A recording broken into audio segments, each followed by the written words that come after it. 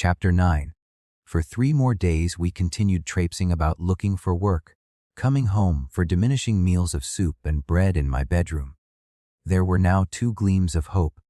In the first place, Boris had heard of a possible job at the Hotel X, near the Place de la Concorde, and in the second, the patron of the new restaurant in the Rue du Commerce had at last come back. We went down in the afternoon and saw him. On the way, Boris talked of the vast fortunes we should make if we got this job, and on the importance of making a good impression on the patron. Appearance is everything, mon ami.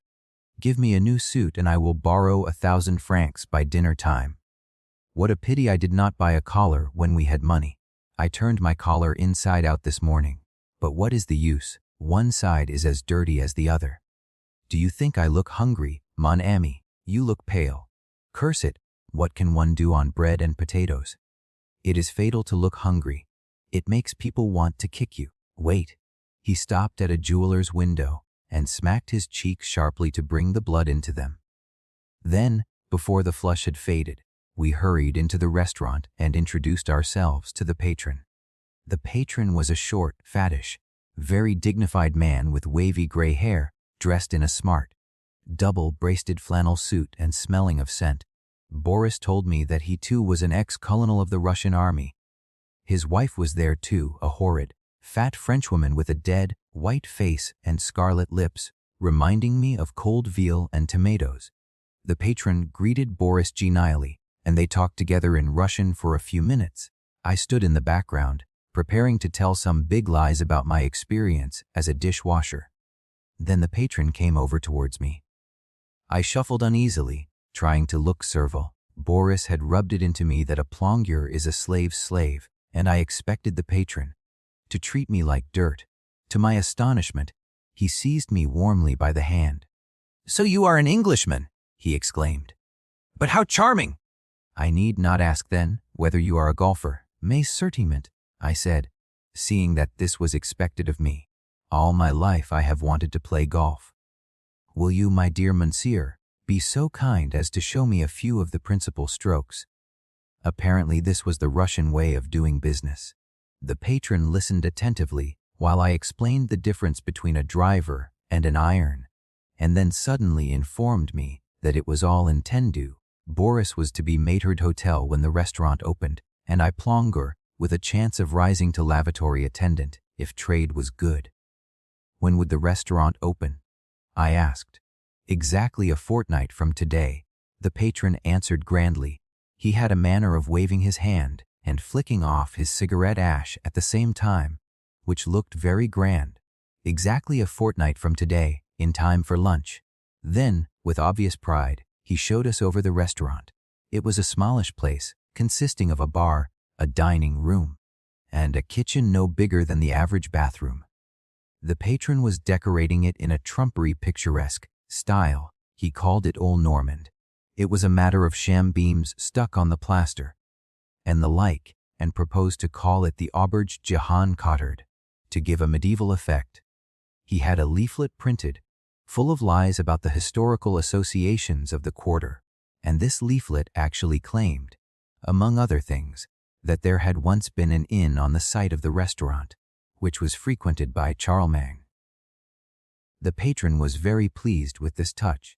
He was also having the bar decorated with indecent pictures by an artist from the salon. Finally, he gave us each an expensive cigarette, and after some more talk he went home. I felt strongly that we should never get any good from this restaurant. The patron had looked to me like a cheat, and, what was worse, an incompetent cheat, and I had seen 2 unmistakable duns hanging about the back door. But Boris, seeing himself a maître d'hôtel once more, would not be discouraged. "We've brought it off, only a fortnight to hold out." "What is a fortnight?" "Jeman effu. To think that in only 3 weeks I shall have my mistress! Will she be dark or fair, I wonder? I don't mind, so long as she is not too thin." 2 bad days followed. We had only 60 centimes left, and we spent it on half a pound of bread, with a piece of garlic to rub it with. The point of rubbing garlic on bread is that the taste lingers and gives one the illusion of having fed recently. We sat most of that day in the Jardin des Plantes. Boris had shots with stones at the tame pigeons, but always missed them. And after that we wrote dinner menus on the backs of envelopes. We were too hungry even to try and think of anything except food. I remember the dinner Boris finally selected for himself. It was a dozen oysters, borsch soup the red, sweet, beetroot soup with cream on top, crayfishes, a young chicken in casserole, beef with stewed plums, new potatoes, a salad, suet pudding and Roquefort cheese, with a liter of Burgundy and some old brandy. Boris had international tastes in food. Later on, when we were prosperous, I occasionally saw him eat meals almost as large without difficulty. When our money came to an end, I stopped looking for work and was another day without food. I did not believe that the Auberge de Jehan Cotard was really going to open, and I could see no other prospect, but I was too lazy to do anything but lie in bed. Then the luck changed abruptly. At night, at about 10 o'clock, I heard an eager shout from the street. I got up and went to the window. Boris was there, waving his stick and beaming. Before speaking, he dragged a bent loaf from his pocket and threw it up to me. Mon ami, mon cher ami, we're saved. What do you think? Surely you haven't got a job.